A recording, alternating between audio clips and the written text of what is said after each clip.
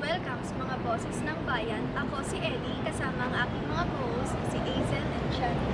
At ngayon, tatalakayin natin tungkol sa wika, kultura at pagkakakilanlan. Tama ka dyan. So, naaalala nyo ba yung pinakasumigat na issue? Yung kay Robin Padilla sa Pilipinas Got Talent. Yung sinabi niya na dapat magtagalog ka kasi nasa Pilipinas ka. Ano kayang take nyo dyan sa issue na yan? Ako, siguro kasi, okay naman talaga yung point of view niya. Kasi syempre nasa Pilipinas nga naman. And knowing the, yung parang, yung Tagalog, masyado kasi siya namamaliit, di ba? So, okay naman siguro talaga yung, opinion niya. Kaso nga lang kasi, yung way ng pag-deliver niya, hindi maganda. Kasi, alam niyo yung, yung pinapunta niya pa yung, yung contestant dun sa harap, tapos dinuro-duro niya, magtagalog ka. Magtagalog ka. Kasi mumukha kaming katawa-tawa kung mag-i-English kami dito para sa'yo. Pilipinas Got Talent.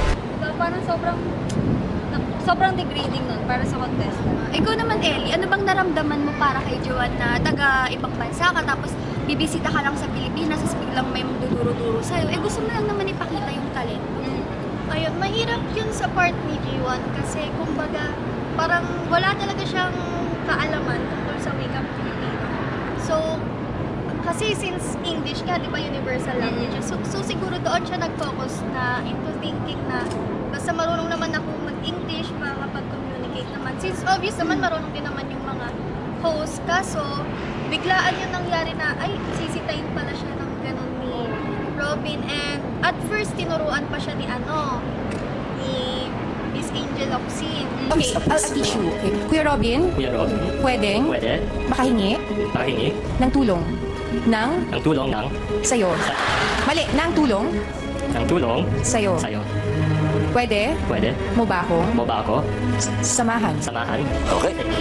But nung pangalawa na siya sa show, doon na nabuo yung malalang tension kasi doon na yung may dinuro na siya, gano'n.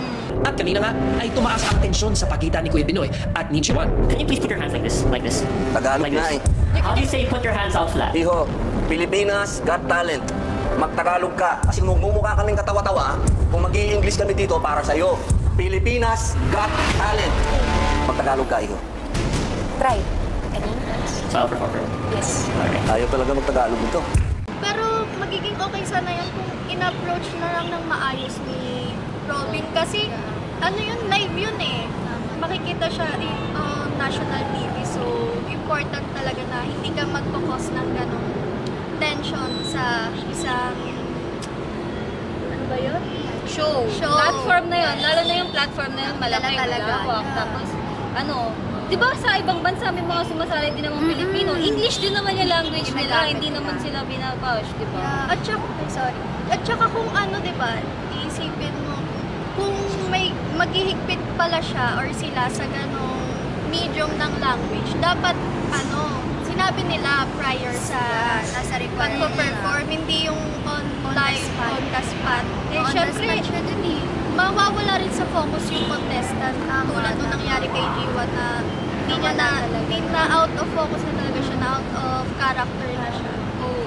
So, talaga, dinaan niya na nga lang sa ngiti eh. So, ano kaya yung take mo? Parang, grabe, no? Dahil lang sa wika or maybe dahil sa wikang Filipino, nagkaroon ng tension between kay Robin, sa mga co-hosts, sa mga co-judges niya, and mismo kay Juan. So, dito, sa sitwasyon na to, ano yung pinaka napansin yung epekto ng wika sa issue mo? Ano yung parang, uy, dahil sa wika, ganito.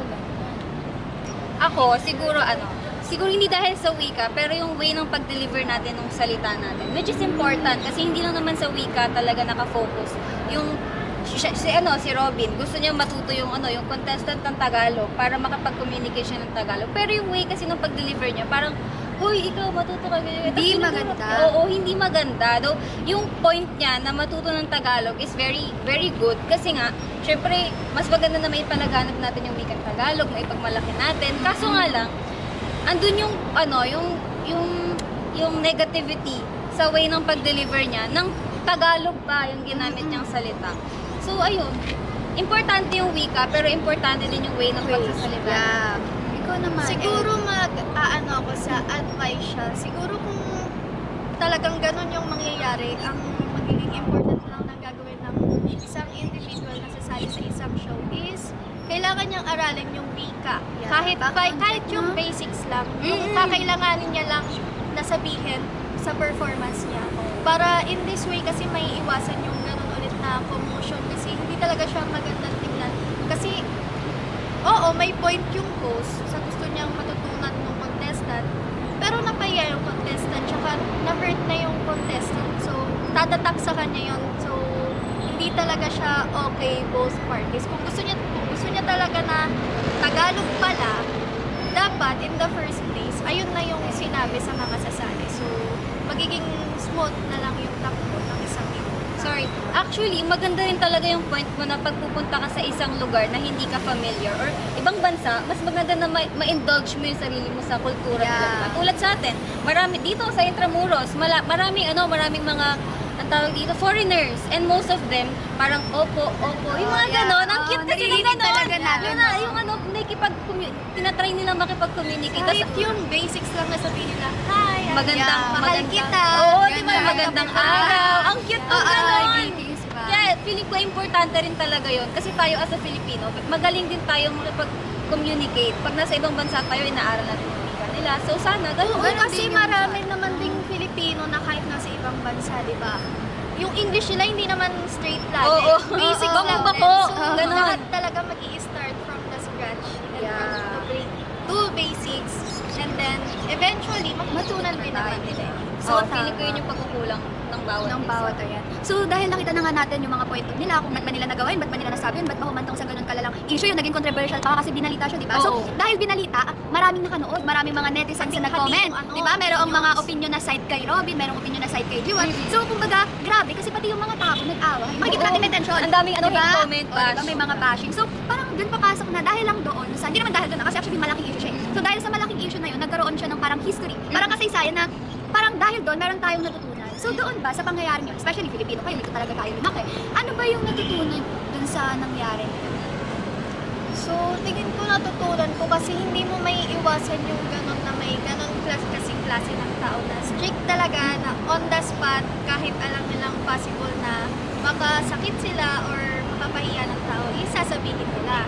So, ang important siguro in terms of language, tulad nga ng sinabi ko kanina, kailangan mong matutunan yung basics. Lalo na sasali ka sa competition na ang title, di ba, Philippines Got Talent. So, basically talagang tungkol sa Philippines, pagiging Pinoy. So, meron ka ring responsibilidad na dapat alam mo yung gagawin mo and sasabihin mo. Kasi hindi naman sa lahat talaga ng panahon is pwedeng yung iba yung mag-adjust for you.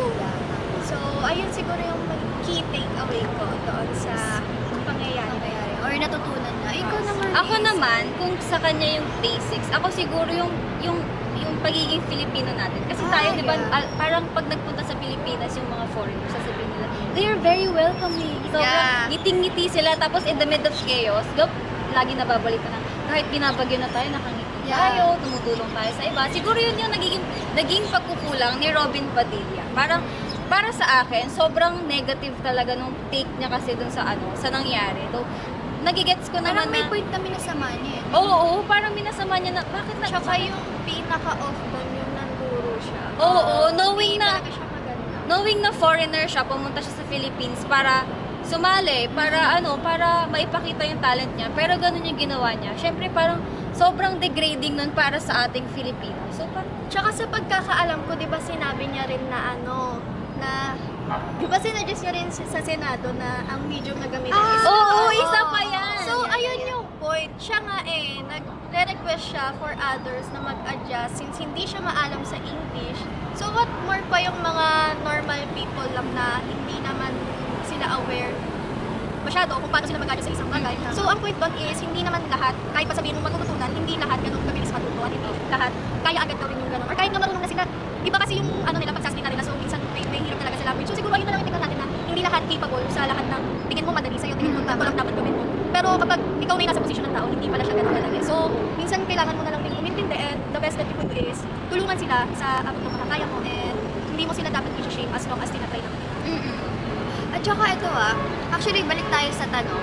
Ano ba yung napansin nyo na kahalagahan ng wika, especially wikang Pilipino natin dun sa pangyayari? Like, di ba, dahil nga grabe yung kahalagahan niya, especially nakikita natin na ginagamit natin siya everyday for communication and sa lahat. And dito naman sa sitwasyon na to, ano yung nakita niyong kahalagahan ng wika, especially wikang Filipino? Siguro ako, ang nakita kong kahalagahan ng wikang Filipino dun is yung kakayahan nating umintindi sa pagkasalita ng isang tao. Kasi yun nga, like tulad nga ng sabi mo, parang si Robby, nahihirapan siyang umintindi ng English, kaya nahihirapan siya sa Senado, which is sinabi niya talaga sa balita yun.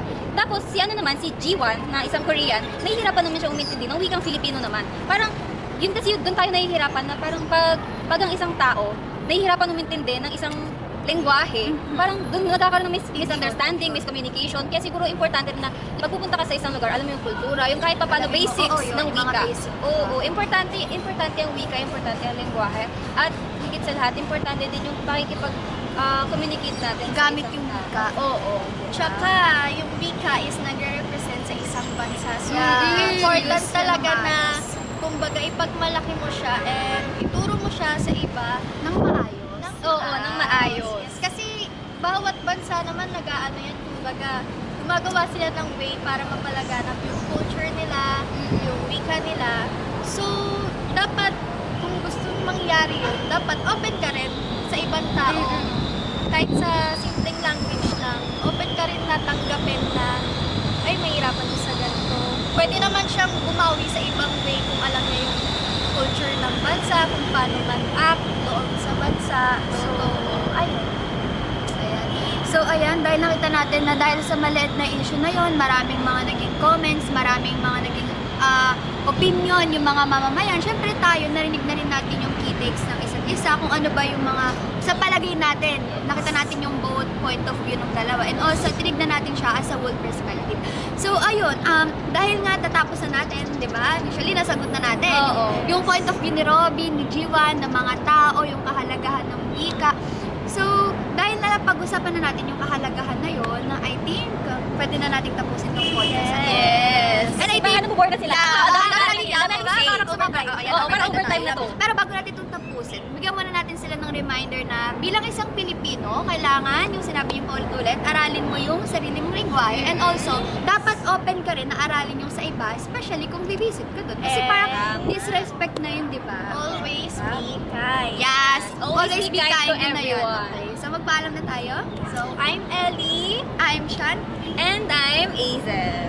And with Bye! Wait, tayo sa palas. I'm Azeli Manago. I'm Marite Chantal Baban. And I'm Azel May Catedrilla from AB Tilo 12. Bye!